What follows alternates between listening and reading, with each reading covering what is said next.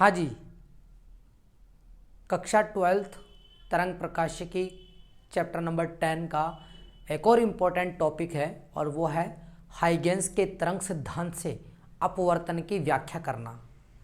अब अपवर्तन की व्याख्या करने वाले हैं, तो इससे पहले चैप्टर नंबर 9 के अंदर हमने अपवर्तन के बारे में पढ़ा था कि अपवर्तन एक ऐसी घटना है जिसमें प्रकाश की किरण एक माध्यम से दूसरे माध्यम में प्रवेश करती है तो अपनी दिशा में और वेग में परिवर्तन कर देती है, उससे अपन अपवर्तन कहते हैं।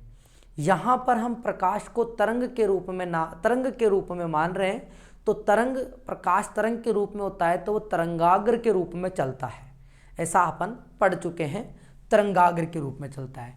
तो अपवर्तन की व्याख्या करनी है तो हमें अपवर्तन की व्याख्या, तो अपवर्तन के नियम पता होने चाहिए पहले। तो अपवर्तन का पहला नियम तो यह कहता है कि आपतित किरण, अपवर्तित किरण और अभिलंब तीनों एक ही तल में स्थित होने चाहिए। सबसे इंपॉर्टेंट जो है दूसरा नियम है अपवर्तन का। अगर हमने ये सिद्ध कर दिया तो हाइगेंस के तरंग सिद्धांत से अपवर्तन की व्याख्या हो जाएगी। तो हाइगेंस के तरंग सिद्धांत से अपवर्तन की व्याख्या करने के लिए हमें स्नेल का नियम जो होता है उसे प्रूफ करना पड़ेगा, स्नेल का नियम। अब स्नेल का नियम क्या होता है? स्नेल का नियम ये होता है कि साइन आई यानी आपतन कोण की ज्या बटा साइन आर अपवर्तन कोण की ज्या का मान नियतांक आना चाहिए। क्या आना चाहिए? नियतांक आना चाहिए। नियतांक आ जाएगा तो इसका मतलब अपवर्तन की व्याख्या हो जाएगी।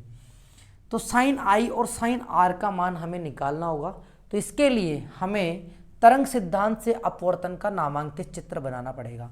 तो अपन हाइगेंस के तरंग सिद्धांत से अपवर्तन के नामांकित चित्र बनाते हैं।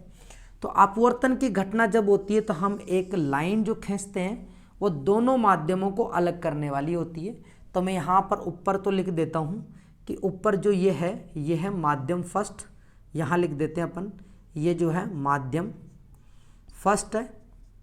और इस माध्यम फर्स्ट के अंदर जो प्रकाश की चाल होगी वो C1 होगी।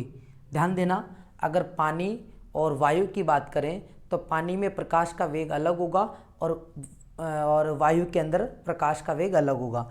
तो माध्यम 1 के अंदर प्रकाश का वेग अपन ने मान लिया C1, और जो नीचे वाला माध्यम कोई दूसरा है उसमें उसको अपन ने क्या बोला? माध्यम 2 बोला। और इस माध्यम 2 के अंदर प्रकाश का वेग C2 है। कितना है? C2 है, ये हमने माना। और ये लाइन जो है वो अंतरा पृष्ठ है, दोनों को अलग करने वाला पृष्ठ है। ये अंतरा पृष्ठ हो गया, दोनों को अलग करने वाला पृष्ठ हो गया। वही बात कि एक तरंगाग्र आएगा और यहाँ पर आकर आपतित होगा और इसका अपवर्तन होगा। तो सबसे पहले अपवर्तन होगा A का, तो A यहाँ पहुँच जाएगा, और B का अपवर्तन लेट होगा तो B तो यहीं रह जाएगा। तो जैसे अपन ने कहा कि ये समतल तरंगाग्र आया AB, तो मैं यहाँ पे लाइन खींच देता हूँ कि ये समतल तरंगाग्र कौन सा आया? AB आया। इसको नाम दे देता हूँ मैं A और ये B।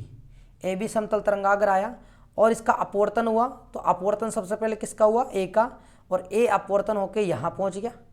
कहाँ पहुँच गया? यहाँ। और B केवल कहाँ पहुँचा? यहाँ। B केवल कहाँ पहुँचा? यहाँ।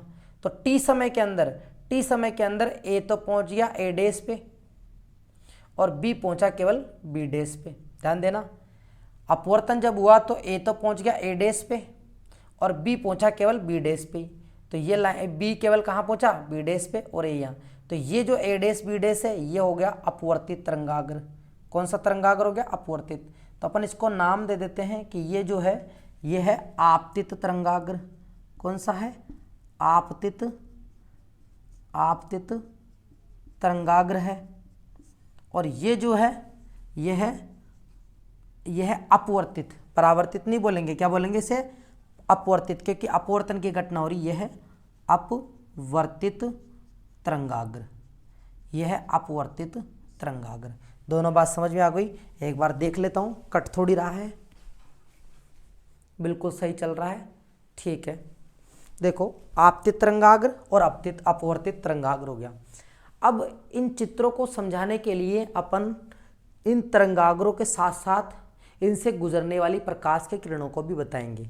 तो प्रकाश की किरण जो होती है वो तरंगाग्र के लंबवत चलती है। तो ए बिंदु पर एक प्रकाश की किरण तो ए बिंदु पर आएगी, कितने पे आएगी, ए बिंदु पर। और एक प्रकाश की किरण जो आएगी वो कहाँ पर आएगी, बी बिंदु पर, बी बिंदु पर। अब ये जो है ए, ये किरण तो यहाँ तक पहुँच गई और इसका हो गया अपवर्तन, और अपवर्तन हो गया तो यहाँ पर अपन लंब डालेंगे, क्योंकि अपवर्तन होता है तो वेग की दिशा को बताने के लिए हमें लंब डालना पड़ता है। और इस लंब को आप एन और एन डैश नाम दे सकते हो। और इसका अपवर्तन हुआ तो हमने मान लिया कि थोड़ी झुकी और ये यहाँ से होके चली गई, ए डैश से होकर चली गई, क्योंकि ये बिंदु ए डैश यहाँ पहुँचा तो कहाँ से होकर जाएगी, ए डैश से होकर जाएगी।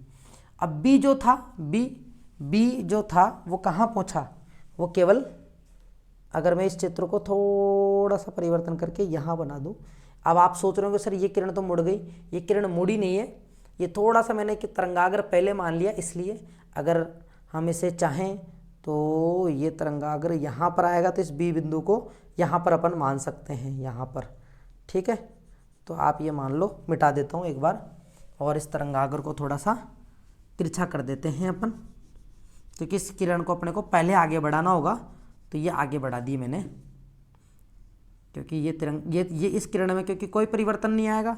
और ये तरंगाग्र बी डैश पर पहुंचा, यहाँ पहुंचा बी डैश, और ए डैश तक पहुंच गया, यानी यहाँ से लेकर यहाँ तक और यहाँ से लेकर यहाँ तक ये दूरी इसने तय करी है। और ये जो दूरी है ये समान है, ध्यान देना, दूरी समान है, क्योंकि प्रकाश का वेग बदल गया, प्रकाश का वेग बदल गया तो दूरी समान है। और ये जो तरंगाग्र आया, ये बिंदु है ए डैश और ये हो गया बी डैश। समझ में आया होगा आप लोगों को, समझ में आ गया होगा, नहीं आया तो एक बार वीडियो को आप बैक जाकर देखना, रिपीट करना, आपको समझ में आएगा, ये मेरी गारंटी है। अच्छा, अपवर्तित तरंगाग्र हो गया, ये हो गया। तो ए बी समतल तरंगाग्र आपतित हुआ और इसका अपवर्तन हुआ, तो ये तो बी डैश तक ही पहुंच पाया, लेकिन ए का अपवर्तन हो गया और ए डैश पर पहुंच गया। तो सबसे पहले अपवर्तन हुआ ए का, तो ये ए डैश पर पहुंच गया, और उतने ही समय में बी डैश तक ही पहुंच पाया। बी कहाँ तक पहुंच पाया, बी डैश तक ही पहुंच पाया। तो अगर बी डैश तक पहुंच पाया तो यहाँ से लेकर यहाँ तक की जो दूरी तय करी है वो कितनी आएगी भाई, दूरी का सूत्र क्या होता है, दूरी का सूत्र क्या होता है, चाल गुणा समय। तो पहले वाले माध्यम की बात करते हैं, माध्यम फर्स्ट में दूरी कितनी होगी, माध्यम फर्स्ट में दूरी को अपन बोलेंगे बी से लेकर बी डैश, क्योंकि माध्यम फर्स्ट ये रहा, और इसमें दूरी बी से लेकर बी डैश का मान कितना आएगा, बी से लेकर बी डैश का मान। इस माध्यम में वेग कितना है, c1, चाल बोल दो, चाल कितना है c1, समय कितना लग रहा है t समय में, तो ct। इसी तरीके से एक लाइन खींच के माध्यम सेकंड के अंदर ए कहाँ से कहाँ तक पहुँचा, ए डैश तक, ए डैश तक पहुँचा, ए कहाँ तक पहुँचा, ए डैश तक। तो ए से लेकर ए डैश तक की दूरी क्या हो जाएगी, इसमें वेग कितना है c2, तो c2 गुणा t। तो माध्यम फर्स्ट में बी डैश बराबर c1t और माध्यम ए डैश में c2t। हमने ये दूरियां पता कर ली दूरियां पता कर ली। अब कोण की बात आती है, तो ये आपतित तरंगाग्र इसके साथ में आई कोण बना रहा है और ये अपवर्तित तरंगाग्र इसके साथ में आर कोण बना रहा है। ये आपको ध्यान रखना है, इतना सा ध्यान रखना है। जैसे अपन अपवर्तन की घटना में जो किरण के रूप में आरेख बनाते थे वहाँ पर भी यही लेते थे, यहाँ पर भी आप लोगों को यही लेना है। ये आई बना रहा है और ये आर कोण बना रहा है, क्लियर है। और ये कितना कोण होगा, ये 90 डिग्री होगा, क्योंकि तरंगाग्र से जा रही है, तरंगाग्र से लंबवत जाती है, और ये तरंगाग्र है और ये लाइन भी तरंगाग्र से जा रही है, तो ये भी कितना डिग्री का कोण होगा, 90 डिग्री का कोण होगा। कितने डिग्री का होगा, 90 डिग्री का। तो अब हमें सिद्ध क्या करना है, अपवर्तन की व्याख्या सिद्ध करनी है।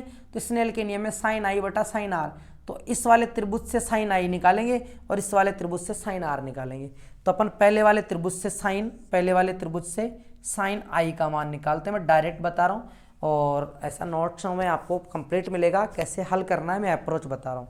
तो देखिए साइन आई, इस वाले त्रिभुज से साइन आई का मान निकालेंगे पहले, इस वाले त्रिभुज से ध्यान देना। हम जानते हैं कि एंगल के सामने वाली भुजा जो होती है वो लंब होती है और उससे ये जुड़ी हुई क्या होगी, आधार, और ये क्या होगा, कर्ण। तो साइन आई लाल बटा कक्का से, साइन क्या होता है, लंब बटा कर्ण। तो इस त्रिभुज के अंदर लंब कितना है बी बी डैश, तो लिख देंगे बी बी डैश। और कर्ण कितना है, कर्ण आएगा यहाँ पे A B dash, A B dash आ गया। ठीक है, बी बी डैश का मान कितना दे रखा है C1T, और ए बी डैश ऐसे कैसे, ए बी डैश ऐसे कैसे, इसे अपन नाम दे देते हैं अपन, ये हमारा समीकरण नंबर 1 दे देते हैं, और ये 2 से हमने साइन आई का मान निकाल दिया। अब हम इस वाले त्रिभुज से साइन आर का मान निकालेंगे। साइन आर क्या होगा, देखो साइन आर आपको पता है कि इसके सामने वाली भुजा लंब होगी, और इससे ये जुड़ी हुई भुजा ये आधार होगी, और ये क्या होगा कर्ण होगा। क्लियर, तो वही साइन आर का मान निकालेंगे। साइन आर बराबर लंब क्या है इसके अंदर, लंब अपन ने अभी जाना कि इसके सामने वाली, तो ए से लेकर ए डैश लंब होगा। देख लो, दोबारा देख लो, ए से लेकर ए डैश लंब होगा, तो ए डैश बटा कर्ण क्या होगा, कर्ण देखो दोनों त्रिभुज में कॉमन आ रहा है, ए बी डैश कॉमन आ रहा है, और इसकी दूरियां भी बराबर आ रही है, तो A B dash. A dash का मान हम यहाँ से रखेंगे कितना है C2T, तो ये आ जाएगा C2T, और ए बी डैश ऐसे कैसे, समीकरण नंबर 3, 2 आ गया 3 आ गया। अब हमें क्या करना है, हमारा काम आसान हो गया। इसमें आप लोगों को एक कमी दिख रही होगी कि ये बी बी डैश, तो इसका भी तो अपवर्तन होगा, तो अपवर्तन होगा तो ये अब यहाँ से क्या होगी, लंब डाला और यहाँ से अपवर्तित हो जाएगी, ये आपको बता देना है। ठीक है, ठीक है, चित्र देख लो आप लोग ऊपर नीचे। ठीक है, ऊपर नीचे से त्रिभुज बनेंगे, और इनको अपने को यहाँ से इस त्रिभुज से हमें सिद्ध करना है। ये लंब 90 डिग्री, ये वाली भुजा आपको सीधी दिख रही है, इसके अंदर कॉमन आ रही है, बेनिष्ठ भुजा है, तो ये और ये इसके लिए भी ये भुजा है, इस वाले त्रिभुज के लिए भी ये भुजा है, तो ये तो बराबर होगी, तो कट जाएगी। तो अब समीकरण नंबर 1 के अंदर यहाँ पे लिख देता हूँ मैं, यहाँ पे लिख देता हूँ। ठीक है, समीकरण नंबर 1 में 2 व 3 का मान रखने पर रखेंगे।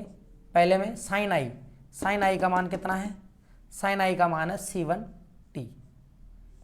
ठीक है, C1T पहले रखते हैं साइन आई बराबर रखते हैं, साइन आई का मान रखते हैं, साइन आई का मान रखते हैं C1T बटा साइन आर का मान एक बार रिपीट करता हूँ वापस से, साइन आई का मान कितना है C1T बटा ए बी डैश बटा साइन आर का मान कितना है, साइन आर का मान है C2T बटा ए बी डैश बराबर में नियतांक आना चाहिए। क्या नियतांक आ रहा है, क्या देखें, ए बी डैश मैंने आपको बताया ये दोनों कॉमन थे तो कट जाएंगे, तो बचेगा केवल ऊपर बचेगा C1T और नीचे बचेगा C2T, और यहाँ पे क्या है नियतांक, T से T कट गया, बचा C1 बटा C2 बराबर नियतांक, यानी C1 बोले तो प्रकाश का वेग, C2 बोले तो प्रकाश का वेग, और वेग में वेग का भाग लगा देंगे तो मात्रक तो कटेगा ही भाई। वेग का मात्रक होता है मीटर बटा सेकेंड, और नीचे भी है मीटर बटा सेकेंड, तो मीटर बटा मीटर सेकेंड से कट जाएगा, तो एक कांस्टेंट मान ही आएगा, नियतांक ही आएगा। क्या आएगा, नियतांक, और नियतांक आ रहा है तो इसका मतलब ये सिद्ध हो गया। क्या हो गया, सिद्ध हो गया।